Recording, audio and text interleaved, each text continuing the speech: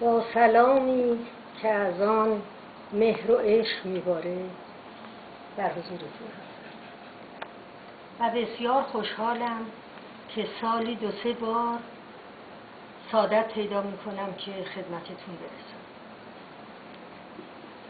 در این موقعیت زندگی خودم که فرصت بیشتری برام هست، خیلی در دریای پرثمر و عمیق مولانا غرق شدم و بسیار لذت میبرم و بسیار درس میگیرم.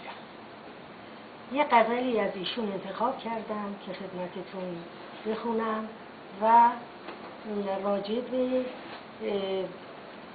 خود رو فراموش کردن. Juste un petit mot, Madame Azaline elle va réciter la poésie de Maulana en persan.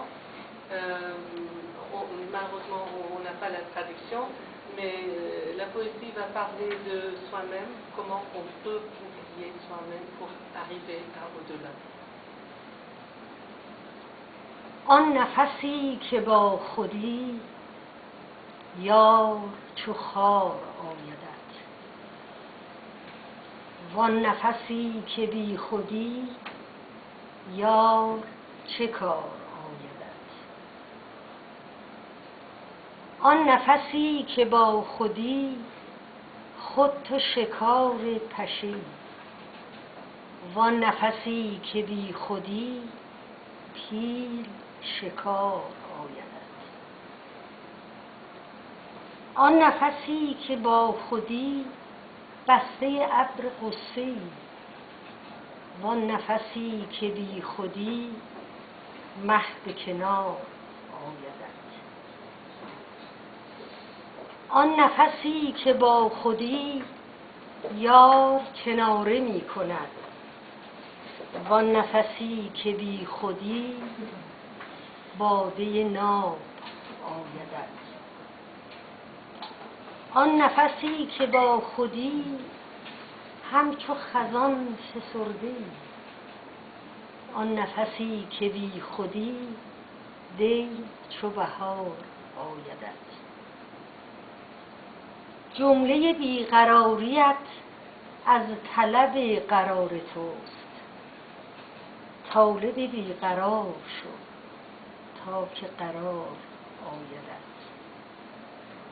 جمله ناگوارشت از طلب گوارش است، ترک گوارش ار کنی زهر گوار آیدت.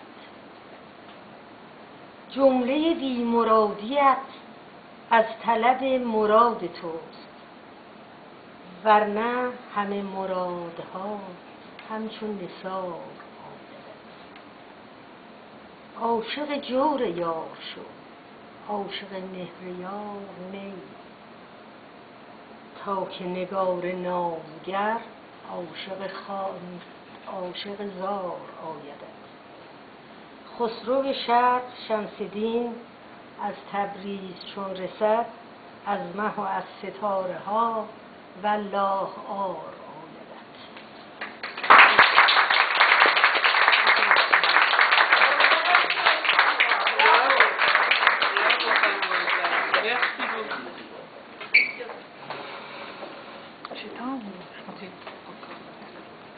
Merci beaucoup, merci Madame Azaline.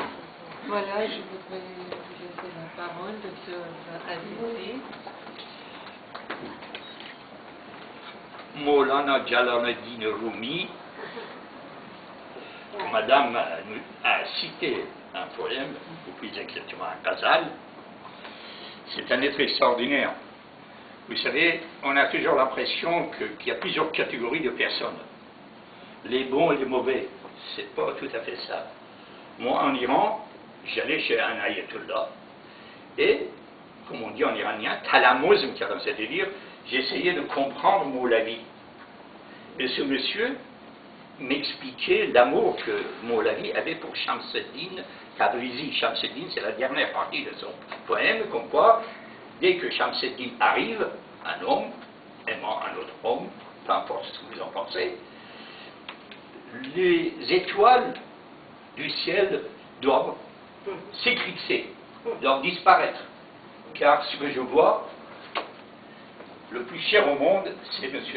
Shamseddine Tabrizi. Bon, bref, je ne veux pas m'étendre sur le sujet, il y a très long, le sujet serait trop long et on n'a pas assez de temps, mais sinon ça m'a mis en émoi, exactement. Juste un mot. Est-ce que vous avez besoin de microphone? Non, pas besoin. Vous entendez Tout le bien? monde m'entend, j'ai une voix qui porte. Oui. Alors, il se trouve qu'aujourd'hui, je vais parler de Madame Carla Serena. Pas Clara, mais Carla Serena. Pourquoi j'ai choisi Madame Carla Serena?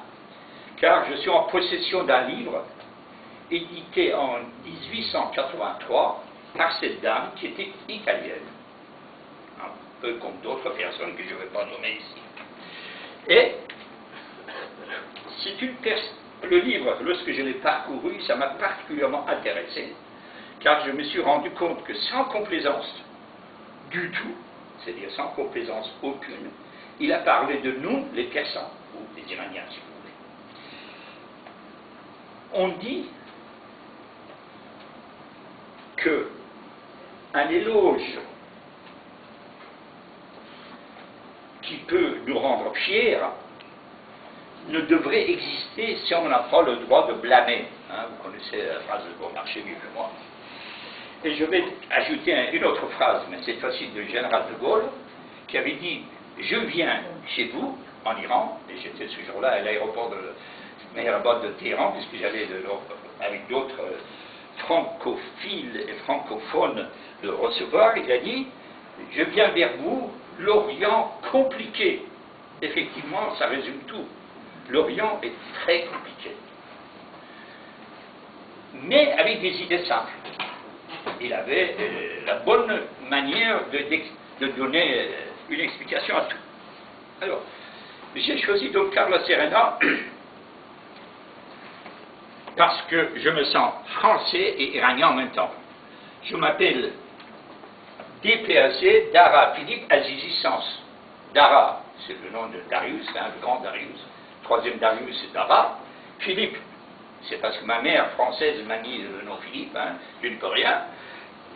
Azizi, c'est mon nom de famille que Reza Shah a mis, surtout tous les gens, parce qu'il n'y avait pas d'état civil, alors il fallait avoir un nom de famille, on les a appelés Azizi, maintenant vous allez savoir pourquoi. Et puis Sens, c'est encore le nom de ma mère, puisque ça veut dire l'impôt sur le sel en France. Bon, toujours est-il que je m'appelle DPAC, ce qui explique la suite. Alors, Madame Carla Serena ne devait pas passer en Perse, ne devait pas venir en Iran. Lorsque je dis Iran, c'est le plateau iranien, bien entendu.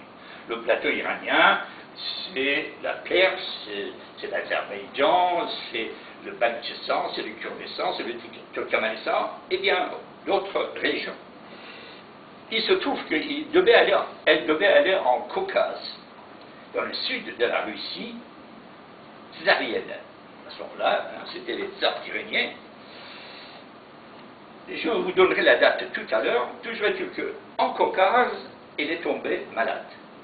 Elle a commencé à maigrir énormément.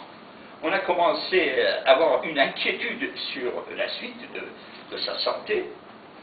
Et quelqu'un de bienveillant lui a dit, si vous voulez reprendre des forces, allez de l'autre côté de la mer Caspienne, en Perse, à un endroit qu'on appelle Mazanderan, et vous verrez que les gens sont extrêmement gentils, agréables, vont bien vous recevoir et vous allez reprendre des forces. Et en même temps, il y a une épidémie de peste qui est apparue en Caucasie, à Bakou en particulier.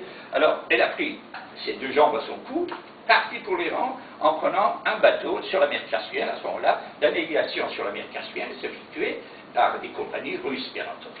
Bon. Elle arrive en Perse. Avant de débarquer, des marins iraniens ou perses viennent à sa rencontre et le prennent dans leur bateau pour l'emmener à Anzali, un peu comme le même nom que Madame Anzali. Pour la première fois, elle sent un dépaysement. Pourquoi? Parce que les marins, à chaque coup de rame, répétaient « Ya Ali, Ya